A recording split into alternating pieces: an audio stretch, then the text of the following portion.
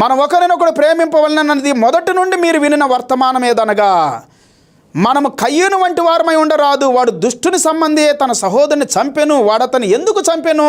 తన క్రియలు నీతి గలవే ఉండెను. ఎవరి క్రియలు? తన సహోదరుని క్రియలు. గనుకనే కదా సహోదరులారా, లోకం మిమ్మల్ని ద్వేషించడం ఆశ్చర్యపడొద్దు. నువ్వు నీతిగా ఉన్నప్పుడు, పరిశుద్ధిగా ఉన్నప్పుడు, మంచిగా ఉన్నప్పుడు అనేకమైన శ్రమలు వస్తాయి. నా జీవితంలో కూడా నేను నమ్మి నీతిగా ఉండి న్యాయంగా ఉండి మోసపోయాను పిల్లారా. ఎంతోమంది చేత బాధ పెట్టబడ్డాను, కృంగిపోయాను, కృషించిపోయాను, నలిగిపోయాను, వేసారిపోయాను, విసుగు చెందాను, విరక్తి కూడా చెందాను. ఒకానొక దినము నాడు మళ్ళా నేను మోకరించి ప్రార్థన చేస్తున్నప్పుడు దేవుడు అద్భుతాలు చేయటం ప్రారంభించాడు.